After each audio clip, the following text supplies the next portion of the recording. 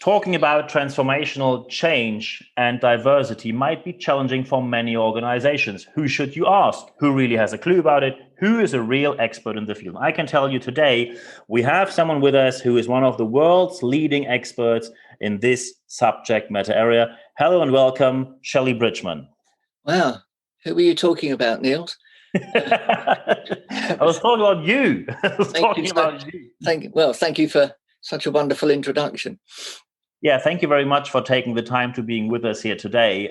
Let's face it, I'm as always, I'm getting straight into it. Let's face it, we have diversity issues. Both of us, you and I, we work in free enterprise. When I look on board level and I see the pictures on the websites of large corporations, they basically all look the same. It's not only the same gender, they look the same. Dark suit, white shirt, dark tie, smile, male, white. And people know that diversity is important. They have all these ally movements. They have LGBT networks in their organization. What is the reason why so many organizations say, yes, diversity is important, and at the same time, don't give a good example by themselves? I think simply it's because they don't really embrace it, because they don't really understand it. I mean, if you say to somebody, usually we get the phrase, don't we, diversity and inclusion. Yes. If you think about it, the inclusion bit should just be a given. I mean, why are we even talking about that? Yeah. But what does diversity really mean? Because if you say it in an open forum, people will talk about, well, we know we need to embrace people from different races, different cultures, different sexualities, different genders. But why? Why is it important? Apart from the fact that we know morally it's the right thing to do. So I always think, and the phrase that I use is to have diversity thinking, really, rather than this phrase of purely diversity and inclusion. So, I mean, what does it mean? Well, we've got individuals in an organization. They're not a group. I mean, I'm not sure that there are statistics, but if we added up the different minorities that constitute diversity, they would be the majority. We're probably talking about 75%, I'm guessing, of the population that would come under a diversity umbrella. Yeah. So we need to get away from this thing about, well, why do we need to include people? I mean, it's how on earth can you not really? So for me, let's take the situation as an employer. Question for me is about, well, how do we benefit from diversity? What's the thinking behind this? Because we're talking about individual people at the same time, but how do they benefit our organization as well? Let's be selfish about it and say, well, why should we embrace diversity? Well, you'd be a fool not to, really, because somebody from a diversity background is going to have a sensitivity for their topic that that somebody who's not in that grouping couldn't. But what do we get? What are the insights from it?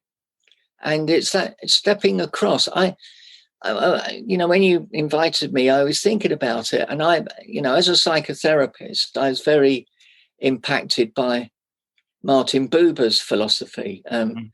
Buber was actually born in Vienna, but he's always described as a German national. And Buber's famous for coming up with what was called the I-thou relationship, where a person meets the other, and there's a great meaning. And for me, it's about judging people for who they are rather than what they are. That's where the healing and the power both begin. So it's not a case of one or the other. So rather than looking, for example, at a disabled person who happened to be in a wheelchair, could be anybody, instead of looking at them as a disabled person, can we see them as a woman or a man with a name and an amazing story that's going to add value to my organization? Why would you not do that? And Buber's philosophy, just to sort of, I'm going to stay on that just for a second, is one of his tenets of dialogue was inclusion. And it's not about empathy, but where I attempt to step across into the other's world without losing myself and I understand them. And I think most fear, which is what bigotry and isms are really about, is the subconscious finding all sorts of ways to have to avoid it because they're afraid of being lost. How do I get lost in this? And it drives things like, immigration. All these immigrants are taking my jobs. It's nonsense, but it somehow has a meaning. So that's sort of a bit of background. But as an organization, if we have teams of people, instead of seeing them purely as a team, if we find individuals and dig out their strengths and recognize that people in a minority are often going to work their socks off. I knew of a guy, and he had a disability. He had to be sent home at night. He was so committed to his job. So for me, it's about, let's stop talking about diversity and inclusion. Let's accept that the inclusion happens anyway. And stop thinking it was something you need to do. Use the wider experience. Everyone worries about, what bathroom is a trans person going to use? Yeah. For God's sake, how about, you spend half a day on that. Nobody reflects on perhaps the courage that person might have had. Yeah. How do you tap into that? How do you see the real person behind it? And that applies to all of the different aspects of diversity, really. So you've got a very long answer there, Niels. Yeah, excellent. But a very, very good, very good answer. Thank you very much for that. I'm now going to bring in, because of course I prepared for this interview, and one senior leader, who of course I will not mention by name, sent me an email. And then he had questions about the diversity aspect. And so when we see your background, you're a psychotherapist, you appeared on BBC TV, Sky, Channel 4 and 5, you ran Women Hour, Midweek, Jeremy Vine Show, you were featured in Psychology, Therapy Today. And besides all that, you did stand-up comedy, you had several shows at the Edinburgh Festival, and correct me if I'm wrong, but you also did a 7-night run-off Broadway show in New York City, and you host comedy nights as an MC. Is that correct? Absolutely. So not all at once. So this manager sent me an email and said his background is his father was a businessman. He went to university, did an economics degree, now works in corporate. He says his background is not very diverse, and he just thinks he has no chance to get into it. And as soon as he starts to get into it, he says something which is always wrong. So he rather says, and that's a quite sad but still very honest and open statement, he says he prefers not getting into it at all because he has the feeling every step he does is the wrong one. So how can we encourage people who fear that they do it all wrong to do the first right step? I think it's such an important issue, and I think that's why a lot of people shy away from it. First thing I always say when I'm doing training, because I do training courses for psychotherapists a lot, is this is the space in this training room where you can get it wrong. You have my permission to get it wrong. And we have to allow people to learn by getting it wrong. Better that they get it wrong in a supportive environment where they can explore what it was that went wrong without feeling guilty, rather than they do it in a real life scenario. But we have to, as organizations or whatever it might be, you have to create an environment that allows for exploration. And part of that is getting it wrong. If I take the issue that I know most about, I suppose, for trans people get very upset if they're misgendered. Somebody says, uses the wrong pronoun, he and her.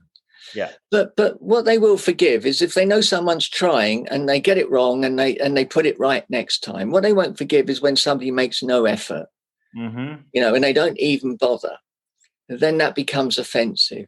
But I love the question, because for me, it's one of the greatest barriers to learning. So, for anyone in an organization or whatever, you've got to find a space for that. And by the way, I don't think it should be beholden on people who come from a diversity stance themselves to have to do the training. In other words, I don't think you should, be wrong to expect a gay man, for example, to be asked to do training on sexuality or be involved in it. It's not their job to educate, so you can get people in from outside to do that. But I love the question, because I think it's so important that we create an environment where people can do that. then that person wouldn't need to ask that question. Mm. And the same person, so thank you very much first for this great answer. The same person sent me a question, and I'm very interested in your answer because I have an opinion about that, but I'd like to hear your opinion. He has the question because he says he works in a large corporation in the city of London. They have an LGBT network, and he's very apologetic about asking, but I think it's a good point what he's making here. He says, on the one hand, we have the LGBT network, but when I look into our reporting, people mention, most of them are single and they don't have children, so it's good for our productivity, 7% less absentees over the whole period of 10 years, etc. So he says, on the one hand, they say it's all about diversity of inclusion, but when he looks into the reporting, it's only about economical data and raising the profit. How honest are LGBT networks in large corporations in the city of London? Well, it brings it to a similar point to the one we talked about earlier, really, about the thinking. Until we stop thinking about statistics and see people as people, we're always going to be doing stuff like that. Yeah. And also, you have to remember that people, let's take LGBT since you mentioned it. It's not automatic that everybody in that community, using that word loosely, will want to be public about who they are. They have a right to choose that. Yeah. So we shouldn't be imposing it on them. Oh, you're a gay man, or you're a trans woman, so we want you to be part of. They may not want to be involved to that degree. You can't make that assumption, really. Yeah. And I think that's the best I can talk about on that, really. But it's criminal, really. And it almost literally is, if we're still having to work out how an LGBTQI group can sit harmoniously inside a corporation. But if it's seen as a benefit, then people will grasp it rather than a we should do. Yeah. You have to get away from that we should do, because diversity and inclusion is all the thing. You ask somebody what it means, they haven't got a clue. Yeah, absolutely. Excellent. So to wrap this whole interview up, what I like to know from you, when we now have listeners who maybe are not very familiar with the topic, but they see, I want to get started. What are Shelley Bridgman's top 3 tips to get it right and to get started in the first place? Your top 3 tips to get started with diversity and diversity thinking, and to put it into some sort of organizational corporation. Your top 3 tips. All right. Well, the first is to stop seeing this grouping as a grouping and look for the individuals within it. I think that's the first thing for me.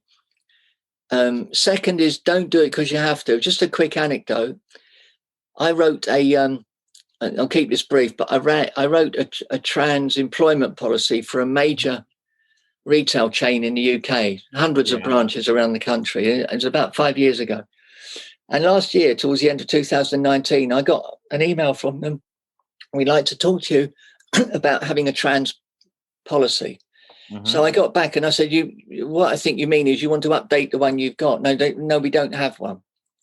And what had happened, the personnel had changed, and the policy that I drafted was sitting on a shelf somewhere, and they'd all forgotten they had it. Wow. So, and they'd sue me if I mentioned the name, but it was a household name. And that for me was typical of what happens. We've got to do something, so let's do it. And then we can tick the boxes and we can tell everybody it's okay. So it has to be, look at it. My long answer to this point is, look at it from a distance with a different lens and see what you're thinking about. It should be about individuals and the benefits that they're going to bring. Excellent. These were 2 points. What's your third one? Oh, and the third really is, and I did talk about it slightly before. This is a bit of a hot topic, but I think we need to stop using the word inclusion on the basis that it should be automatic. And if I think it's a hindrance, because it's almost as though we're doing people a favor by including them. I think I would rid that from the language. I got asked to do a speech, and the people I was talking to asked for a CV, and when they did the reply, they accidentally included me in it. And this is, I looked it up when I knew I was speaking to you, and the email said, the speaker ticks many of the boxes. Woman, mother, was born in Myanmar. Mother was born in Myanmar, lives with another woman. Oh, I nearly forgot. Also changed gender. I think they'll be fine. So it wasn't about, can you speak? What do you know? It was about all about ticking the right boxes to fulfill a lot of compliance guidelines. Yeah, but it's very easy, Niels. I think if we go back right to the beginning of our conversation, if we think of thinking, diversity thinking and thinking of the benefits rather than what we ought to do, the whole frame changes. Absolutely. This is great advice. Of course, I'm going to put your contact data in the show notes of this podcast so people can contact you directly if they have any questions with you, or what I would highly recommend, to book you as a speaker or trainer for their organization. So at the end of this podcast, there is only one thing for me left to say. Shelley, thank you very much for your time. Neil, it's been a pleasure. Thank you for inviting me.